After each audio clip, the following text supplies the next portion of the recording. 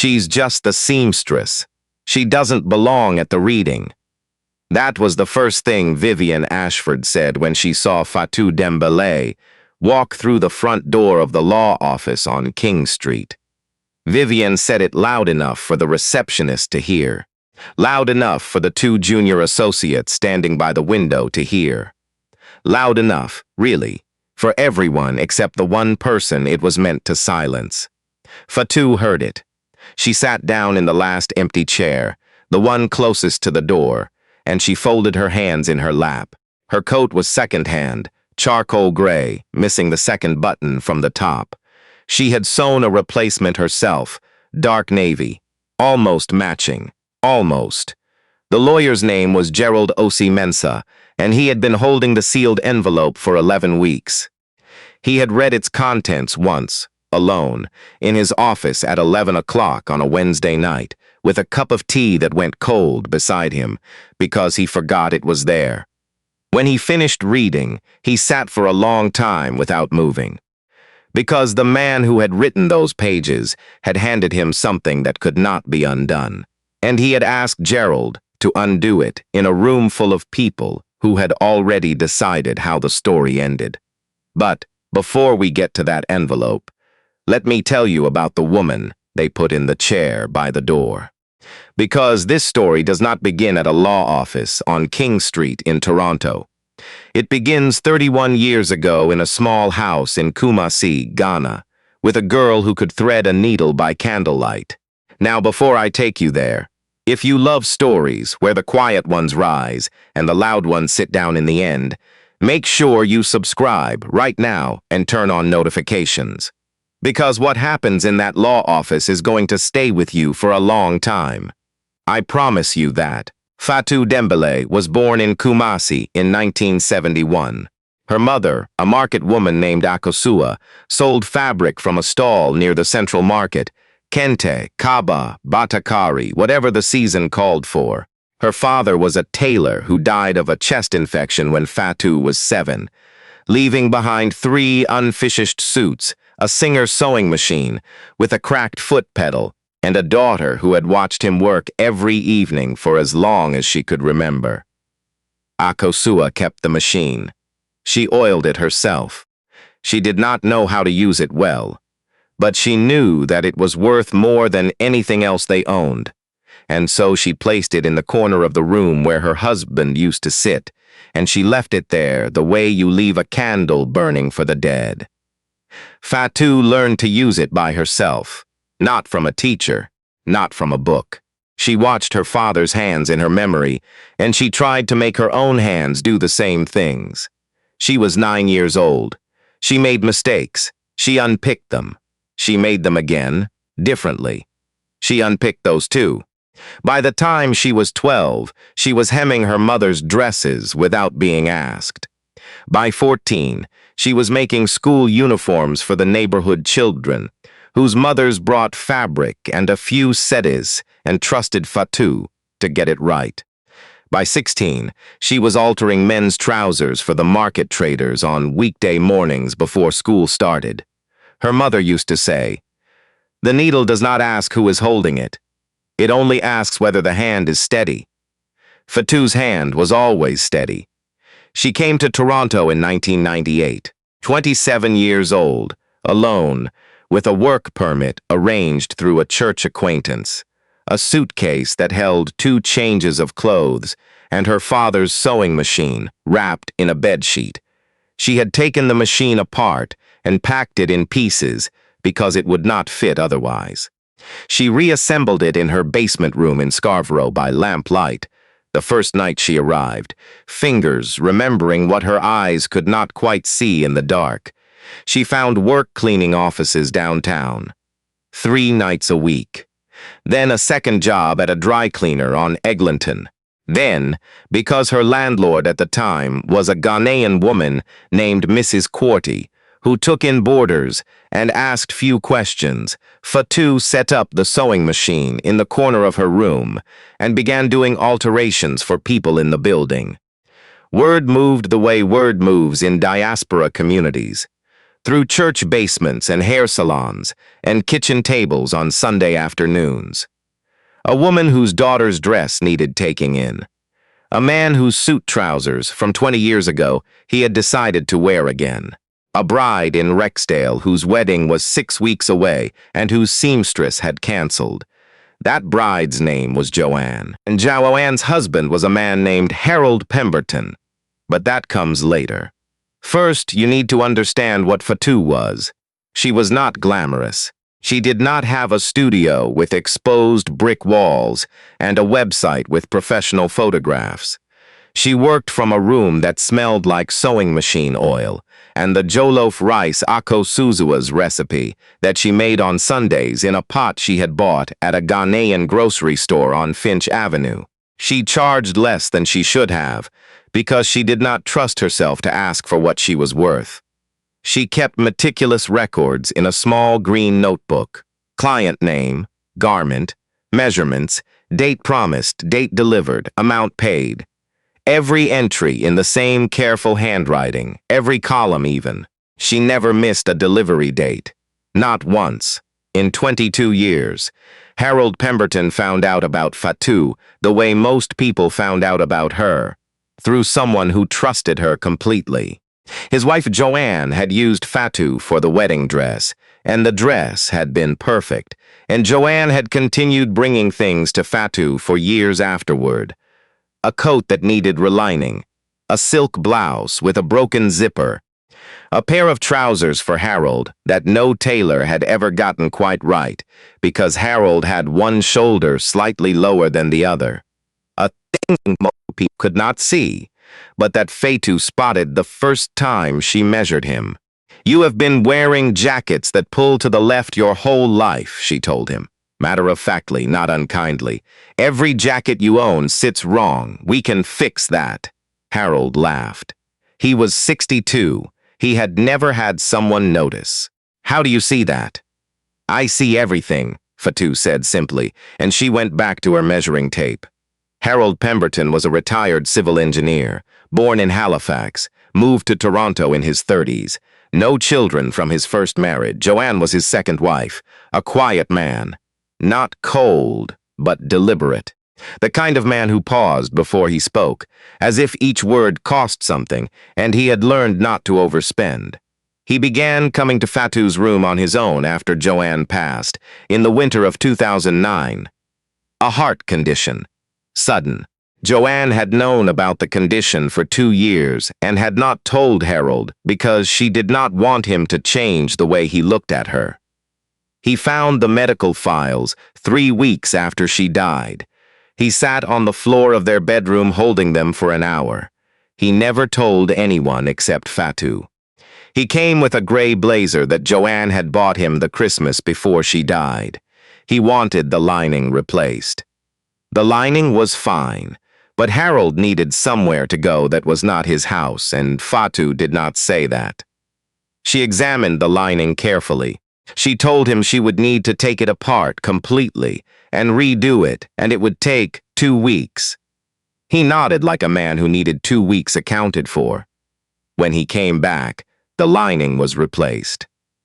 She had also, without mentioning it, reinforced the left shoulder seam, which had been pulling slightly. He put the blazer on. He stood in front of the small mirror she kept on the back of the door. "Joanne picked well," he said, to the mirror, not to Fatou. "She did," Fatou said, and she looked down at her work. That was the beginning of something that had no name and needed none. Harold came every few weeks after that, sometimes with a garment, sometimes with a button that had fallen off something he could easily have replaced himself, sometimes with 2 cups of coffee from the Tim Hortons on the corner, arriving at her door with the cups held out before him like an offering that required no explanation. He met her daughter, Adisa, during one of those visits. Adisa was 14, sitting at the small table doing homework while her mother worked. Adisa looked up, assessed the man with the 2 coffee cups, looked back down at her textbook.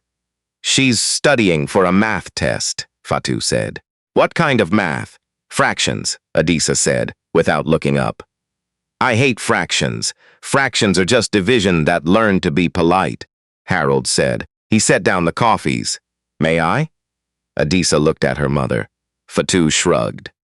Harold pulled out the other chair and sat down, and for the next 40 minutes he talked Adisa through fractions with the patient, methodical calm of a man who had spent decades reading engineering drawings and understood that every problem, no matter how stubborn, had a logic at its center if you looked long enough. He came back the following week, not with a garment. He came back the week after that, and the week after that.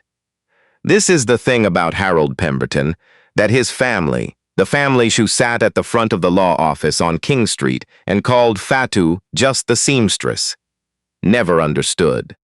Harold was not a man who made gestures. He was a man who showed up. He came to Adisa's high school graduation. He came on Fatou's birthday with a meal from the Ghanaian restaurant on Finch that she had mentioned once, 3 months earlier, in passing. He came when Adisa got her acceptance letter to the University of Toronto and stood in Fatou's small kitchen, holding the letter in both hands, while tears he clearly hadn't planned ran down the side of his face. She's going to be something, he said. She already is, Fatou said. He attended Adisa's first convocation. He sat in the row behind Fatou and did not draw attention to himself. When Adisa crossed the stage, Fatou gripped the program in her hand so hard it creased. Harold reached forward and put one hand briefly on her shoulder. Said nothing. It was enough. Fatou never asked him for anything. Not money. Not connection. Not status. She charged him the same rate she charged everyone. Sometimes less, because Harold's garments were well made and gave her less trouble. And this was the only way she knew how to say what she did not have words for. Harold tried twice to pay more. Both times she gave the difference back. I charged you what the work is worth, she said. Fatou, I charged you what the work is worth. He gave up arguing. He respected directness. It was one of the things he had written about in a journal he kept, a thing Gerald O.C. Mensah would later read aloud, partially, in a law office on King Street, with his hands not entirely steady. Harold's family on his sister's side, Vivian, and her husband, Clifton Ashford, had tolerated his friendship with Fatou, the way you tolerate weather, with mild displeasure, and this assumption it would eventually pass. They assumed it would pass because they had assumed Harold wrong many times before, and it had never cost them anything. Vivian Ashford was 68 years old, expensively dressed, and deeply certain of her own judgment. She had grown up watching Harold from across the table at family dinners, and had decided early that he was peculiar and probably needed guidance, a role she had appointed herself to, with great enthusiasm and zero invitation. She had opinions about his first marriage, his second marriage, his retirement, his house, his neighborhood, and his diet. She had now, apparently, developed opinions about his seamstress. She's after his estate, Vivian told Clifton one evening, shortly after Harold's first health scare. Mark my words, that type always is. Clifton, who had learned over 40 years of marriage to agree with Vivian at volume and think independently in private, said he supposed she might be right. Harold had a stroke in January 2024, mild. He recovered. But the recovery was slow, and during the slowest weeks, it was Fatou, who came to the house on Maplewood Drive every other day, letting herself in with the key Harold had given her 2 years earlier, during a winter when he had a hip replacement and needed someone to pick up his prescriptions. Vivian had not known about the key. When she found out, she arrived at Harold's house within the hour. You gave her a key, Vivian said. I did, Harold said. Harold, she is your seamstress. Vivian, she is my friend. She comes to your house. I go to hers, have for 15 years. I'm not sure what point you're making. Vivienne's point, unspoken, was that there was an order to things. There were people who sat at the front of rooms, and people who sat at the back, and a woman from Kumasi who worked from a room in Scarborough and charged $40 to hem a pair of trousers was, in Vivian's understanding of the world, a back-of-the-room person. And Harold was making her visible in ways that complicated the order of things considerably. Harold died in the autumn of 2024, in his sleep, peacefully.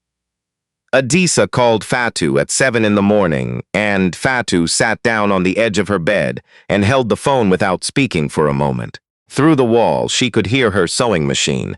She had been up since 5, working on a winter coat, and she thought, absurdly, that she should turn it off, that it was not the right sound for this morning. She turned it off. She sat in the quiet. She said softly, to no one, "Ya, wo-ho, Harold. Rest well." The reading of the will was scheduled for a Thursday morning. Fatou's received a letter, formal, on letterhead, from Gerald Osi Mensah, barrister and solicitor, requesting her presence. She did not tell anyone she had received it except Adisa. "Mama, why would he include you in the will?" "I don't know." "Did he ever say anything?" "No, he never talked about money with me." Adisa looked at her mother for a long moment. "You should go. Whatever it is, you should go." Fatou wore the charcoal coat, the one with the navy button, almost matching. She was not a woman who dressed to impress rooms that had already decided about her. She dressed the way she worked. Clean, careful, complete. She arrived at the King Street office at 9:50 for a 10 o'clock appointment and was directed to the chair by the door, and that is where Vivian found her, and that is where Vivian said what she said. Fatou heard it. She folded her hands. She waited. The room had 9 people in it, Vivian and Clifton, their adult son, Barrett, who flew in from Vancouver and had met Harold perhaps 4 times in the last decade. 2 second cousins from Halifax whose names Fatou did not know, a representative from Harold's engineering firm, long retired but still in the Rolodex, a woman from his church, and Gerald Osi Mensah was 53 years old, Ghanaian-Canadian, 3rd generation. He had a reputation for being meticulous and emotionally unreachable. He had read Harold Pemberton's will alone on a Wednesday night, and had not been meticulous or emotionally unreachable for a single moment of it. He had sat for a long time afterward with the lights on and the window open to the cold breathing. He opened the envelope now. He cleared his throat. He looked at the room, the way a man looks at a room when he knows the room is about to change. "Harold Pemberton," Gerald began, "has left a standard distribution of his registered assets to charitable designations named in Schedule A. His personal property, including the home at Maplewood Drive and its contents, he has disposed of as follows." Vivienne straightened. "The property at Maplewood Drive," Gerald continued, "is to be sold. The proceeds, after expenses, are to be divided equally between 2 beneficiaries." Vivienne relaxed almost imperceptibly. She had expected this. 2 beneficiaries meant she and Barrett, or she and the church, something sensible. The first beneficiary is Adisa Dembélé, daughter of Fatou Dembélé, for the purpose of establishing the Education Debt Relief Fund, described in Schedule B. The second beneficiary, Vivienne turned her head. She looked at Fatou. Is Fatou Dembélé herself, unconditionally. The room stopped. Vivienne's mouth opened, then closed, then opened again. Nothing came out, Gerald continued, because this was what Gerald did. He continued. "Mr. Pemberton has asked that the following statement, written in his own hand, be read aloud in full." Gerald picked up the second document. His hands were steady enough, mostly. "I have not been a man of many words. People who know me know this. People who thought they knew me probably know it too, though they may have mistaken my quietness for agreement on things where I disagreed profoundly. Let me be clear now, since I apparently failed to be clear enough while I was alive. Fatou Dembélé has been my closest friend for 16 years. She fixed my shoulder. She did not charge me for it, though I noticed. She taught my neighbor's granddaughter to sew when the girls' school program was canceled. She did not charge for that either. She spent 45 minutes on a Tuesday evening explaining fractions to a 14-year-old she had never met before that afternoon. Because the child needed help, and she was there. She did not charge for that. I am aware that there are people in this room, and I know who they are, who will say she was after something. Let me save everyone the effort. She was not after anything. I know this because I tried, twice, to give her more than she charged, and she gave it back both times. I know this because in 16 years she never once asked me for a single favor, and I am a man who had favors to give. I know this because when I was recovering from surgery, she came to my house twice a week, let herself in with the key I had given her. Yes, Vivienne, the key I gave her 2 years ago, and she made me tea and sat across from me and kept me company without making me feel like a burden, which is harder than it sounds and rarer than it should be. I am leaving a portion of my estate to Adisa Dembélé because that young woman has worked as hard as any person I have known and deserves a clear runway. I am leaving a portion to Fatou herself because she spent 16 years giving me something thought cost her and cost her and cost her. Her time, her energy, her steadiness, her particular quality of attention that I have never been able to name but have always known was a gift. And she asked for nothing back. Not once. There will be objections. There are always objections. But I was an engineer for 38 years, and I know how foundations work. You don't see them. They're below the surface. They're not glamorous. They don't appear in the photographs. But everything above ground stands because of them. Fatou was my foundation. She has been the foundation of more people than she knows. I am simply the one who said it in the only document that matters. To Vivienne, I love you. You are my sister's daughter, and I have always loved you. But you have spent a considerable portion of your life arranging people into rows and deciding who belongs where, and I want you to know, with the fullness of my affection, that you have been wrong about this particular arrangement from the beginning. The woman you told to sit by the door today should have been offered the first chair. I have nothing else to add. She already knows what I would have said. Gerald folded the letter. The room was not entirely quiet after that. Vivienne was speaking. Clifton was speaking. Barrett was on his phone. The two cousins from Halifax looked at each other with the blank, slightly impressed expressions of people watching a movie whose ending they had not predicted. Fatou was quiet. She had folded her hands again at some point during the reading. She was not crying. She was looking at the middle distance the way a person looks when they are holding something that is too large for the moment and need time to find the right place to put it. Then she stood up. Not because anyone had asked her to. Not because it was her turn. She stood because the room needed someone to stand, and she was, it turned out, the only one with her feet solidly under her. "My name is Fatou Dembélé," she said. "I am a seamstress. I came to this country from Kumasi, Ghana, in 1998 with a sewing machine and a work permit and not very much else. I have worked in this city for 26 years. I have hemmed trousers and replaced linings and fixed collars and taken in dresses and let out jackets and re-leaned coats and sewn buttonholes by hand when the machine wasn't right for the fabric. I have charged for all of it, fairly, and I have delivered it on time, always. Harold Pemberton came to me first because of my work. He kept coming back because, I think, we were the same kind of people. We did not talk very much. We did not explain ourselves to rooms that had not asked. We showed up when we said we would show up, and we did what we said we would do. And we did not require acknowledgement for it. I am not going to stand here and tell you he was like a father to me, because that was not what he was. He was my friend.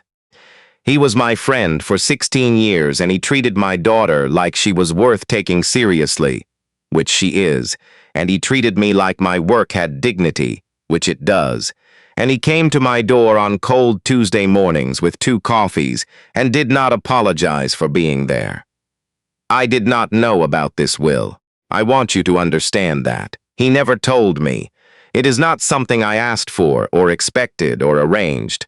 I am a woman who charges what the work is worth and gives back the rest. That is all I have ever done. But I know why he did this, not for the money. He knew I did not need his money the way people in this room may think I needed his money. He did this because he was a quiet man who loved people without making announcements, and this was his announcement, the only loud thing he ever did. And I am. She stopped. She pressed her lips together. I am so proud of you, Harold. You stubborn, quiet, generous man. I am so proud. The woman from the church was crying. One of the Halifax cousins was crying. Gerald's jaw was set in the careful way of a man who has decided he is not going to cry in a professional capacity and is succeeding by a thin margin. Vivienne was not crying. She was sitting with her hands in her lap, very still, looking at the floor. Fatou sat down. She folded her hands again. Chair by the door. The meeting ended shortly after. People filed out. Gerald caught Fatou at the door and told her quietly that there was a letter Harold had left separately for her, personal, not part of the legal record, and he would send it by courier. Fatou thanked him. She buttoned the charcoal coat, navy button, almost matching. Outside on King Street, the October air was cold and sharp and smelled faintly of lake water. Fatou stood on the sidewalk for a moment. She called Adisa. Mama? What happened? He was generous, Fatou said. He was so generous. Your school debt is paid, and there's something for me, too. I'll tell you when I get home. Mama, make tea. I'll be there in an hour. 3 days after the reading, Vivienne Ashford rang the bell at Fatou's apartment building in Scarborough. She stood in the lobby in her good coat, her handbag held in both hands in front of her, like something she needed to hold on to. Fatou let her in. Vivienne sat in the same chair Harold used to sit in, the one across the small table. She looked at the sewing machine in the corner.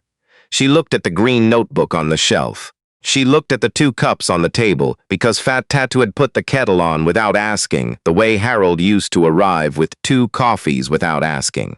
I wanted to come and say, Vivienne started. Then she stopped. I have said the wrong things, about you, for a long time. Fatou poured the tea. She set a cup in front of Vivienne. He never told me anything about you, Vivienne said.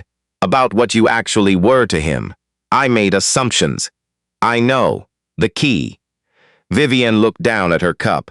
He gave you a key to his house. He never gave me a key to his house. I have known him my whole life. He gave it because it was practical, Fatou said. He needed someone nearby who could come in if something happened. I was nearby. It was more than that. Fatou was quiet for a moment. It was more than that, she agreed. I called you just the seamstress, Vivienne said. In front of people. You did. I'm sorry. Fatou held her teacup in both hands. She looked at this woman, older, frightened in a way she was not accustomed to being frightened, sitting in Harold's chair. She thought about what Harold had written, the only loud thing he ever did. There is a word in Twi, Fatou said. Ahofe. It means beauty, but not the way you think. My mother used it for generosity, for the thing that keeps giving past the point where giving is easy. She said a person with a hofe does not run out. They just keep going. Vivienne listened. Harold had it, Fatou said. He had it quietly. You did not see it because you were looking for it in the loud places. She paused. You can still find it, in the quiet places. That's where it lives. Vivienne did not speak for a long moment. When she finally looked up, she looked like a woman who has had a window opened in a room that had been closed too long. She picked up her tea. She drank. They sat across from each other in Fatou's small apartment. 2 cups, the sewing machine in the corner, the green notebook on the shelf, the chair where Harold used to sit now, holding a woman who had spent years getting him wrong and had finally arrived to say so. It was not nothing. Adisa came later that week, on a Sunday, with groceries. She made jollof rice, her grandmother's recipe, the one Fatou had taught her at 11 years old. While Fatou sat at the table and drank tea and watched her daughter's hands move around the kitchen with the same fluency, the same steadiness that Fatou had learned in front of her mother's stall in Kumasi when she was small. "He came to my graduation," Adisa said from the stove. "He sat in the row behind you. I saw him from the stage. I didn't know who he was. I thought he was just someone's family." "He was someone's family," Fatou said. Adisa was quiet for a moment, stirring. "Mine? Yes," Fatou said. "In the way that matters, in the way that shows up." The letter from Harold arrived on a Thursday. It was 2 pages, handwritten, on the same paper he used for his engineering notes. Small, careful script, even lines. Fatou read it at the kitchen table. She read it twice. Then she folded it and put it in the green notebook, in the pocket at the back where she kept things that did not belong to any column. The letter ended with a line she thought about for a long time after. He had written, "The needle does not ask who is holding it. I looked that up after you told me your mother used to say it. I think she was right. I think that is what you are, Fatou. Not the needle. The hand. Always steady. I was lucky to know it." The sewing machine is still in the corner. Fatou still works from the apartment in Scarborough. She still charges what the work is worth. She bought a new coat, a proper one, charcoal gray, all the buttons matching, and she wore it to the community dinner Adisa organized in the spring, a small event in the community room of a church basement on Eglinton, potluck, plastic chairs, fluorescent lights. 17 people who, between them, had come from 8 different countries. Fatou brought jollof rice in a pot she had owned for 22 years. She set it on the table, and people served themselves. The pot ran out twice. She filled it twice. When the evening was over and the chairs were being stacked and the lights were being dimmed, a young man who had been sitting near the back came over and told her it was the best food he had eaten since he had left Accra 18 months ago, and he said it with the particular raw honesty of someone who is homesick and momentarily surprised by comfort. "Come back next month," Fatou told him. "It will be here." "How do you know?" She smiled. "Because the pot does not run out," she said. "You just have to keep filling it. That is all it asks." And that is the story of a second-hand coat, a navy button, and a woman who was told to sit by the door. They called her just the seamstress. They moved her to the last chair. They organized her into the margin of a room that would not have held together without her. But a quiet man with careful handwriting said her name in the only document that matters after we are gone. And now 300 people. And everyone watching this today, from Toronto, from Accra, from Kingston, from London, from wherever you are, know exactly who she is. Fatou Dembélé, the hand that was always steady. Now let me ask you something before you go. Is there someone in your life who showed up for you, quietly, without announcing it, without asking for credit, without ever making you feel like you owed them anything? Maybe they are still here. Maybe they are not. Either way, drop their name in the comments. Tell us where you are watching from today. Let them be known. And if this story moved something in you, hit that subscribe button for Ancient African Folktales. We will see you in the next one.